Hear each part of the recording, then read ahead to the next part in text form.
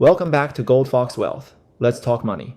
The mayor steps up to the microphone under a fresh banner and announces that the city is about to change forever. The cameras go off. Behind him sit the flags, the sponsors, the hired consultants, and the glossy rendering of tourists beaming their way down streets that have never actually been that clean. He promises billions in impact. He promises jobs. He promises opportunity.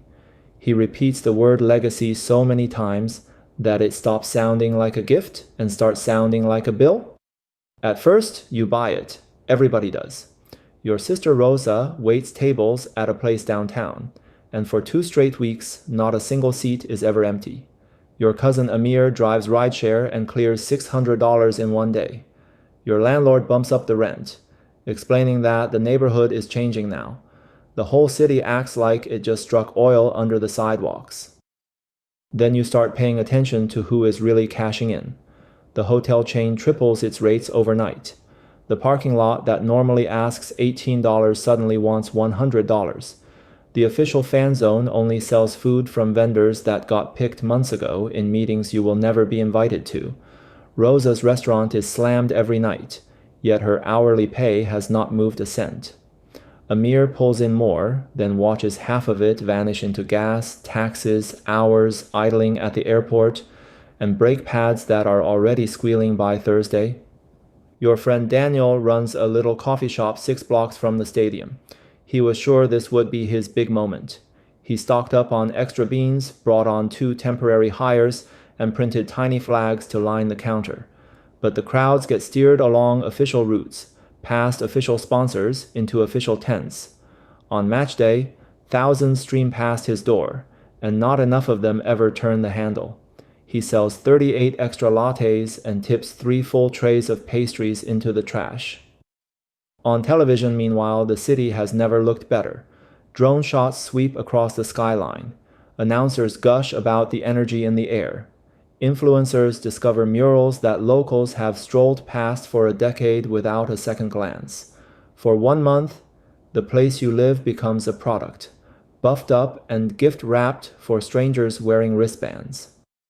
One night, after the final whistle, you stay behind to help Rosa lock up. Her feet are aching. Her manager announces that sales just broke a record, then reminds the staff that nobody is to log overtime without sign-off first. Out in the street, fans are still chanting, and Rosa watches them through the window. "It is strange," she says. "The city got richer, and somehow I just got more tired." That line sticks with you. It trails you past the freshly installed security fences, past the marble hotel lobby crowded with men wearing laminated credentials, past the souvenir cart hawking $45 scarves that were stitched together on the other side of the world. You keep circling back to the mayor's speech. You keep circling back to that one word, impact. A hammer has impact. So does a flood. When the tournament packs up and leaves, the banners are the first thing to disappear. Then the tourists. Then the temporary jobs. The landlord never rolls the rent back down. The hotel never apologizes for what it charged. The consultants simply move along to the next host city carrying the same slide deck with a fresh set of skyline photos. Daniel scrapes through, just barely. Rosa's hours get trimmed back once business settles to normal again. Amir's car hands him a $1,300 repair bill. The mayor declares the whole event a triumph, and maybe he is not even lying. It was a triumph for somebody. The only question worth asking is who. Months later, you pass the stadium on a plain gray morning. No drums, no flags, no cameras, just cleaning crews, buses exhaling at the curb, and the city settling back into itself the way a person peels off a costume at the end of the night. And that is when it lands on you. The World Cup never made the city rich. It just held up the city's balance sheet for everyone to read. The owners owned, the workers worked, the landlords collected, the fans paid, and everyone left over was told to feel grateful for the exposure. So that becomes the lesson you carry out of it.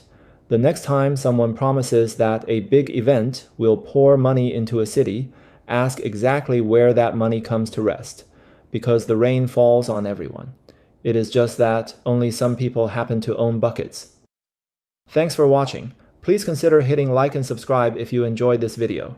Tell us in the comments what you'd like us to unpack next. See you in the next one.